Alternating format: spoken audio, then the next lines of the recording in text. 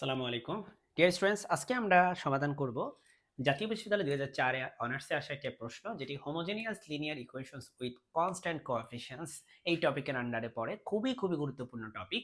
তোমরা জানো ডিফারেনশিয়াল ইকুয়েশনের সবচেয়ে গুরুত্বপূর্ণ টপিকের মধ্যে মানে one of the biggest important topic হচ্ছে এই টপিকটা। আর সমাধান করতে হবে আমাদেরকে এই ইকুয়েশনটা, যেখানে এই যে ডি, এই ডি এর পরিচয়টা তোমাকে আগে একটু বলে নেই। তো ডি রিপ্রেজেন্ট করে হচ্ছে ডি বাই ডিএক্স কে। ডি হচ্ছে মূলত ডি বাই ডিএক্স, এই অপারেটরকে রিপ্রেজেন্ট করে। এখানে যদি আমি ডি ডি টু দি পাওয়ার 3 দেখতে পাচ্ছ, আসলে এটা পাওয়ার 3 না, এটা হচ্ছে আসলে অর্ডার 3 বোঝায়। সো অর্ডার 3 মানে হচ্ছে যেমন ডি স্কোয়ার বললি, এটা ডি স্কোয়ার বলা যাবে না, ডি টু হচ্ছে এই যে এরকম এই অপারেটরটা। আর ডি3 হচ্ছে মূলত এরকম অপারেটর। সো আমরা যদি এখানে রিপ্লেস করে দিই, আমি কিন্তু এগুলা বেসিক বুঝাইতেছি, এগুলা কিন্তু ম্যাথের সাথে রিলেটেড না, তুমি এগুলা পরীক্ষায় লিখবা না। বেসিকটা দেখো, এখানে যদি এগুলা বসাও সাথে ওয়াই দিয়ে গুণ করো, তাহলে এখানে একটা ওয়াই আসবে। তাহলে এটা হবে ডি কিউব ওয়াই বলবা তুমি। ডি কিউব বলা উচিত না, বাট স্যাররা বলে। সো এটা হচ্ছে ডি3 ওয়াই, আর এটা হচ্ছে ডি2 ওয়াই।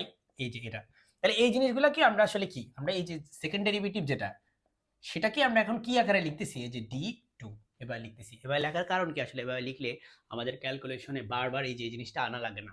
সেটা একটা প্রচলিত নিয়ম, তুমি এটা মাথায় রাখবা, ঠিক আছে? যেমন তুমি যদি ডিওয়াই বাই ডিএক্স এটাকে বলো, এটাকে তুমি জাস্ট সিম্পলি ডিওয়াই এভাবে বলতে পারো, ক্যাপিটাল ডিওয়াই। কারণ ক্যাপিটাল ডি মানে আসলে কি, ডি বাই ডিএক্স, এটা আসলে রিপ্রেজেন্ট করে। তো আমি এটা সরে যাচ্ছি, তুমি যাতে দেখতে পাও, এখন মুছে দিলাম। এখন মাই ডিয়ার স্টুডেন্টস, খেয়াল করো এখানে এগুলো কিন্তু আসলে বেসিক, রাইট? এই জিনিসগুলো তোমার পরীক্ষা লেখার দরকার নেই। প্রথমে তুমি অক্সিলারি ইকুয়েশন নিয়ে কাজ করবা। অক্সিলারি ইকুয়েশন বাংলায় আমরা বলি সহায়ক সমীকরণ, ঠিক আছে? অক্সিলারি ইকুয়েশনের বাংলা হচ্ছে সহায়ক সমীকরণ। তুমি সহায়ক সমীকরণ নিয়ে কাজ করবা। আমি এর আগে বেসিকের ভিডিওগুলোতে আলোচনা করছি, কিন্তু যে সহায়ক সমীকরণ বলতে আসলে কি বোঝায়, তুমি যে অ্যাকচুয়ালি সহায়ক সমীকরণ নিয়ে যে ডিরেক্ট কাজ করতে পারবা, এগুলো নিয়ে আলোচনা করছি, তাই এখানে আর রিপিট করবো না সেই কথাগুলো, এমনিতেই ম্যাথ বড় হয়ে যাবে না হলে। সো ডি এর জায়গায় আমরা এম বসাবো। তার আগে আমরা আসলে একটু বলে নিই যে আমরা ধরি উক্ত সমীকরণের সমাধান কি ধরবো আমরা? দেখো এটা সলভ করলে y বের হবে, y। So y equal to আমরা ধরে নিচ্ছি e to the power m x, কারণ এটা একটা homogeneous linear differential equation. So এই ইকুয়েশনের সাধারণত এই ধরনের সলিউশন এটার হয়ে থাকে। সো এখন অক্সিলারি ইকুয়েশন লেখার পালা বা সহায়ক সমীকরণ লেখার পালা। মাই ডিয়ার স্টুডেন্টস, তুমি জাস্ট এম দিয়ে রিপ্লেস করবা ডি কে, ডি এর জায়গায় এম বসাবা, এই যেভাবে এম দিয়ে রিপ্লেস করবা ডি কে, ব্যাস সহায়ক সমীকরণ হয়ে গেল। ওয়াই আর লেখার দরকার নেই। এখন এটাকে আমরা সলভ করব, তাহলেই হয়ে যাবে। তো তুমি ক্যালকুলেটর ইউজ করতে পারো, দাঁড়াও আমি একটু ক্যালকুলেটর দেখি। ক্যালকুলেটরে যখন আমি তোমাকে, জানি না তুমি দেখতে পাবা কিনা, ক্যালকুলেটরে তোমার এই মডে ক্লিক করে ইকুয়েশন মোড আছে, 5 নাম্বার ক্লিক করলে ইকুয়েশন মোডে 4 নাম্বার যে অপশনটা সেটার মধ্যে আসে। তো সেটা দিয়ে তুমি সলভ করে ফেলতে পারো। আমি সেটা দিয়ে সলভ করতেছি ক্যালকুলেটর দিয়েই। তোমাদের যদি এই ক্যালকুলেটরের সলভের ভিডিও লাগে তাহলে আমাকে বললো, আমি টিউটোরিয়াল দিয়ে দিব আলাদা করে, ক্যালকুলেটরকে ফোকাস করে আলাদা করে একটা ভিডিও দিয়ে দিব। সো তুমি এখানে 3টা সলিউশন পাবা। একটা হচ্ছে আমি পাইছি -3, আরেকটা পাইছি হচ্ছে 3, আর আরেকটা পাইছি 1।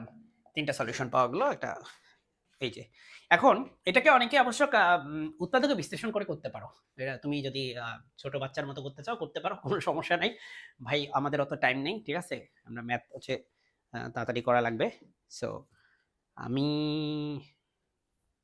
বসাইতে ভুল করছি, সরি, 311 আসে, খুবই দুঃখজনক, ক্যালকুলেটারে বসাইতে ভুল করছি।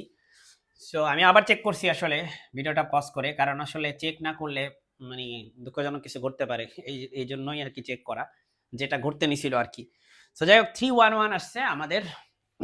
সো এখন আমাদের সলিউশন 3টা কি হবে দেখো, আমি একটু তোমাকে রাফ বোঝাই আগে। y ইকুয়াল টু, তুমি একটা সলিউশন পাবা ই টু দি পাওয়ার m মানে হচ্ছে 3, so E to the power 3x একটা সলিউশন হবে। আবার একটা হবে ই টু দি পাওয়ার m মানে হচ্ছে এখানে 1, so E to the power m এর জায়গায় 1 বসাও, so just E to the power x হবে। আরেকটা সলিউশনও 1, দুইটা সলিউশনই 1, সো এটাও ই টু দি পাওয়ার x হবে। সো এই হচ্ছে আমাদের 3টা সলিউশন, ঠিক আছে? ধরো এটা y1, এটা y2, এটা y3, ধরো 3টা সলিউশন। এখন এই 3টা সলিউশনকে যোগ করতে হবে, তাই না? y1 plus y2 plus y3, সাথে কনস্ট্যান্ট দিয়ে গুণ করতে হবে। ধরো এটাকে a দিয়ে গুণ করবে, এটাকে b দিয়ে গুণ করবে, এটাকে c দিয়ে গুণ করবে। তাহলে তো সাধারণ সমাধান চলে আসে। কিন্তু সমস্যা হচ্ছে এখানে একটা প্রবলেম আছে। সেটা কি? সেটা হচ্ছে ২ টা সলিউশন কিন্তু একই। ২ টা সলিউশন একই। এটা হচ্ছে একটা প্রবলেম।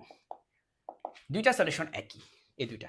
সো এখানে যখন ২ টা সলিউশন এক হয়ে যায় তখন আমরা যেটা করি আমরা যেকোনো একটা সলিউশনকে x দিয়ে গুণ করি। বুঝতে পারছো? যেকোনো একটা সলিউশনকে x দিয়ে গুণ করবা। সো জাস্ট এটা মাথায় রাখো আর কিচ্ছু না। সো এখন দেখো একটা হচ্ছে a ইনটু এই যে এই বান্দারে লিখলাম e two the power 3x। তোমরা স্যার a দিয়ে এটারে কেন গুণ করছো? তো b দিয়ে গুণ করতে পারতেন। এগুলো নিয়ে আমাকে কথা বললো না। অবশ্যই পারতাম। তুমিও গুণ করো, তুমি গুণ করো p দিয়ে সমস্যা নেই। ঠিক আছে? তারপর দেখো b ইনটু এই যে e two the power x। হ্যাঁ? আর লাস্টেরটা কি ভাই? লাস্টেরটা হচ্ছে এই যে c into x e two the power x। c into x e two the power x। এই হচ্ছে আমাদের সলিউশন। ব্যাস সমাধান হয়ে গেল। তুমি যদি চাও কমন নিতে নিতে পারো a plus b plus cx। ও এটা তো 3 টু দি পাওয়ার x আর এটা শুধু x। তাহলে লিখতে হবে a into e two the power 3x plus b plus cx into e two the power x। চাইলে এভাবে লিখতে পারো, চাইলে আগের মতো করে রেখে দিতে পারো। এই হচ্ছে আমাদের এই কোশ্চেনের সমাধান। আশা করি বুঝতে পেরেছো মাই ডিয়ার স্টুডেন্টস। আসসালামু আলাইকুম।